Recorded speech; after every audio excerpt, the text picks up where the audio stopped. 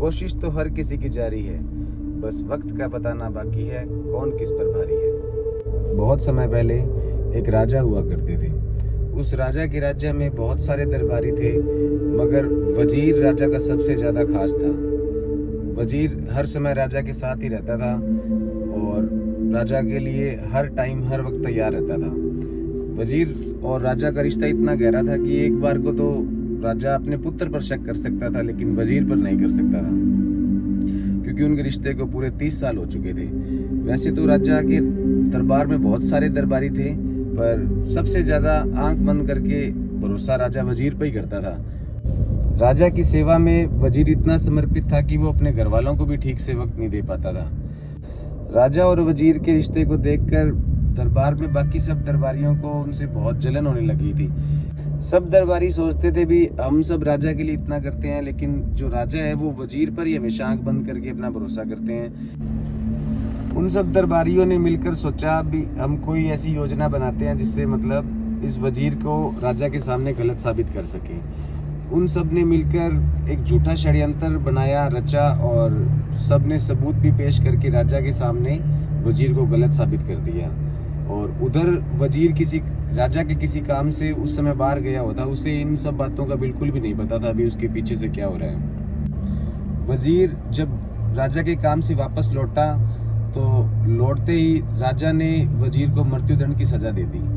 वजीर जैसे ही कुछ बोलने लगा तो राजा ने उसकी कोई भी दलील नहीं सुनी और अपने दरबारियों की बातों में आकर राजा ने अपने वजीर को सीधा मृत्युदंड की सजा दे दी, क्योंकि जिन लोगों ने इल्ज़ाम लगाए थे वो सब भी राजा के खास थे और उन्होंने पूरा जाल इस तरीके से बुना था कि वजीर को कुछ राजा को पूरा विश्वास दिला दिया था उन्होंने कि वजीर ने कुछ गड़बड़ की है। राजा ने वजीर को मृत्युदंड की सजा दे दी। वजीर ने मृत्युदंड को भी हंसते हंसते स्वीकार कर लिया और उसने राजा से विनती की कि मृत्युदंड से पहले उसे 10 दिन का समय दिया जाए, जिससे वो बाजार में जिसकी भी उसकी देनदारी है वो अपनी देनदारी चुकता कर सके और उसके बाद में उसे चाहे मौत की सजा दे दी जाए। और राजा ने भी वजीर की आखिरी इच्छा समझते हुए उसे 10 दिनों का टाइम दे ही दिया।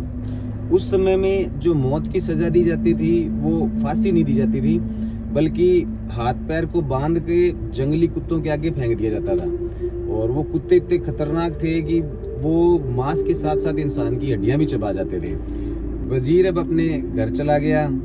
वजीर ने घर जाके सोने के सिक्के लिए और सीधा वो उस आदमी के पास गया जो उन जंगली कुत्तों को अपने पास रखता था, और वजीर ने वो सोने के सिक्के उस आदमी को दिए और उससे बोला भी 10 दिनों के लिए ये कुत्ते तुम मुझे दे दो, मैं इनका ध्यान रखूंगा, इनको खाना पीना खिलाना सब करवा दूंगा। 10 दिन के लिए ये कुत्ते मुझे दे दो और ये सोने के सिक्के तुम्हारे। तो वो आदमी मान गया, उसने वो सोने के सिक्के रख लिए और उन कुत्तों को वजीर के हवाले कर दिया। वजीर उन कुत्तों को अपने साथ अपने घर ले गया, उनको बढ़िया उसने खिलाया पिलाया, उनके साथ खेला। 10 दिन तक वजीर उन कुत्तों के साथ ही रहा और जैसे ही 10 दिन पूरे हुए उसने वो कुत्ते उस आदमी को वापस दे दिए जिससे वो लेके आया था। बाद में वो राजा के दरबार में पेश हो गया। तो जिस तरह उसको सज़ा सुनाई हुई थी वजीर को मौत की, तो उसका टाइम भी पूरा हो चुका था 10 दिन का। तो राजा ने अपने सैनिकों को हुक्म दिया कि वजीर को हाथ पैर बांध के और उसको जंगली कुत्तों के पिंजरे में छोड़ दिया जाए। तो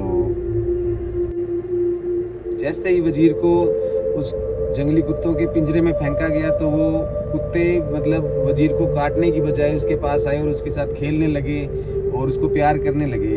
ये सब देख के मतलब राजा हैरान रह गया, सारे के सारे दरबारी भी हैरान रह गए। ये सब देख के राजा ने बड़े अचंभे से वजीर से पूछा भी ये कुत्ते तो किसी को भी नहीं छोड़ते और तुम्हें ये प्यार कर रहे हैं, तुमने ऐसा क्या किया इन कुत्तों के साथ जो तुम्हें ये प्यार कर रहे हैं। तो वजीर ने राजा को बताया भी वो 10 दिन से इन कुत्तों के साथ था, उसने इन्हें खूब खिलाया प्यार किया और कुत्ते कभी भूलते नहीं भी जो उन्हें खिलाता पिलाता है वो उनसे प्यार ही करते हैं। ये सब सुन के राजा की आंख में पानी आ गए और राजा को अपनी गलती का एहसास हो गया और राजा ने उसे वजीर को माफ़ कर दिया और वजीर को ये हक दिया भी अब वो उन दरबारियों को जिसने उन वजीर के खिलाफ षड्यंत्र रचा था उसको जो भी सजा देना चाहे वो दे सकता है। वजीर ने उन सबको भी माफ़ कर दिया। तो दोस्तों इस कहानी से हमें यही सीखने को मिलता है भी जिस तरीके से वजीर ने उन दरबारियों को उनकी गलती का एहसास भी करा दिया और वो भी उनको बिना कोई सजा दिए, ठीक उसी प्रकार से हमें भी अगर हमसे कोई इसी प्रकार ईर्ष्या करता है तो उसे अपनी गलती का एहसास कराना चाहिए, ठीक वजीर की तरह से।